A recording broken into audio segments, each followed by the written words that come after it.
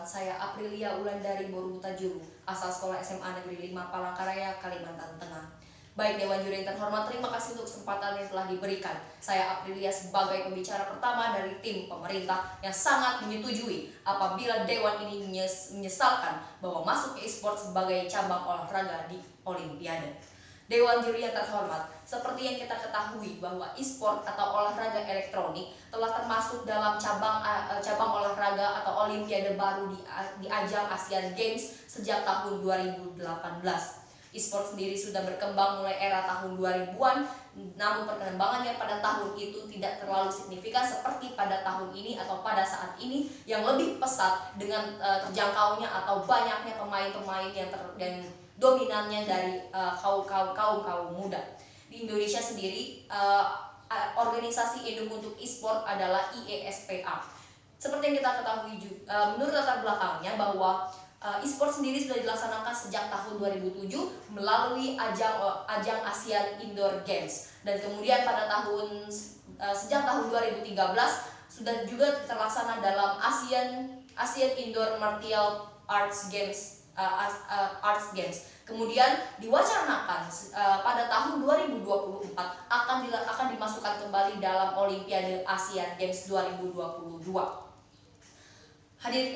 Dewan Juri yang terhormat, e-sport adalah permainan atau game yang termasuk dalam kategori olahraga. Contohnya ialah PUBG, Dota 2, dan Mobile Legends. Kita juga mengetahui bahwa 3 contoh game ini sangatlah pemainnya itu banyak sekali di Indonesia. Kemudian Olimpiade adalah ajang olahraga internasional 4 tahunan yang mempertaruhkan cabang-cabang olahraga yang diikuti oleh ribuan atlet yang berkompetensi dari seluruh dunia. Dewan Juri yang terhormat, sebagai tim pemerintah kami sangat menyesalkan bahwa e-sport sebagai cabang olahraga telah masuk dalam Olimpiade tingkat dunia, di mana masuknya e-sport sebagai olahraga di Olimpiade menimbulkan berbagai masalah. Yang pertama, timbulnya masalah di dalam bidang sosial budaya, di mana masalah yang ditimbulkan ialah merusak moral kaum muda. Salah satu contohnya yang pertama adalah penggunaan maraknya kaum muda yang menggunakan kata-kata kasar, yaitu mengumpat-umpat dengan kata kasar ketika mereka kalah melakukan permainan game ini, sehingga ini sangat bertentangan dengan moral Indonesia yang mengutamakan budaya sopan santun, dan ini dapat merusak moral bangsa sebab dapat menimbulkan juga perilaku anak yang kasar dan bertindak secara brutal. Kemudian yang masalah yang merusak moral kaum muda yang kedua adalah karakter game yang berpenampilan terbuka atau bersifat pornografi. Kita mengetahui bahwa dalam karakter-karakter game atau yang disebut dengan hero atau pahlawan mereka seringkali berpenampilan yang minim seperti baju terbuka dan pakaian bawah yang sangat minim atau mengekspos bagian tubuh. Ini sangat bertentangan dengan moral bangsa juga sebab dapat merusak moral anak pemain game itu, sebab ia akan berpikiran atau berorientasi kepada hal yang negatif atau pornografi yang dapat menyebabkan ia ini melakukan tindakan-tindakan asusila yang bersifat pornografi juga, dan ini dapat merusak sistem kerja otak anak sebab sistem kerja otak anak menjadi lemah akibat memikirkan hal-hal yang bersifat pornografi. Kemudian ada juga masalah sosial berupa perundungan antar teman, di mana anak yang ketika bermain game mengalami kekalahan dalam sebuah tim, maka mereka akan membuli atau merundung teman-temannya yang menyebabkan kekalahan atau temannya yang kurang hebat dalam bermain.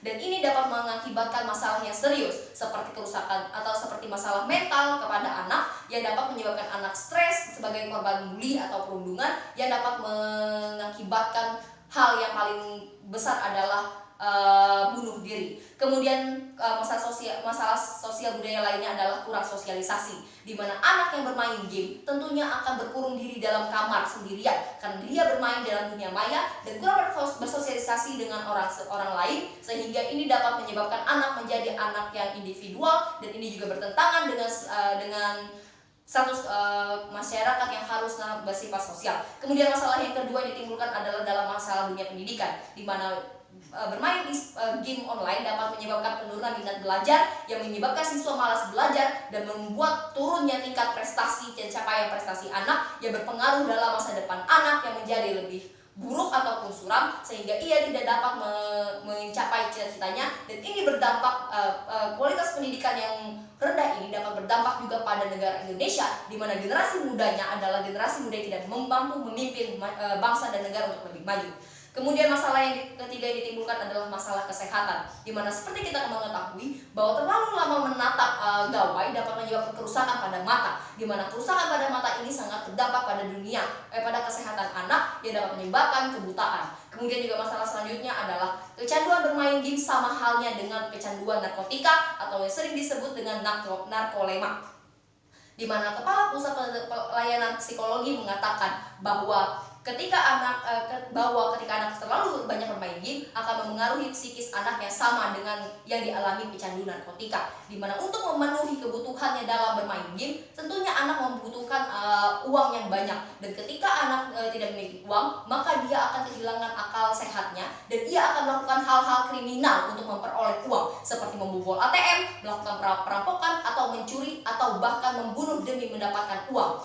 Hal ini sangat bertentangan karena dapat menyebabkan kecanduan psikis yang dapat berpengaruh pada program pemikiran anak yang dapat mengaruhi anak untuk selalu melakukan tindakan kriminal untuk mendapatkan apa yang dia inginkan. Maka dari itu, e-sport menimbulkan masalah dalam banyak aspek kehidupan, sehingga sangat disayangkan dan sangat disesalkan apabila e-sport sampai masuk dalam cabang olimpiade olahraga tingkat dunia.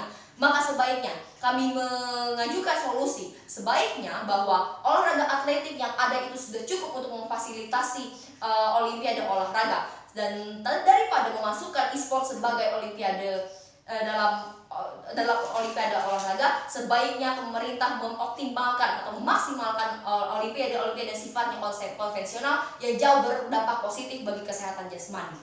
Dewan juri yang terhormat, demikian yang dapat kami sampaikan sebagai tim pemerintah. Terima kasih.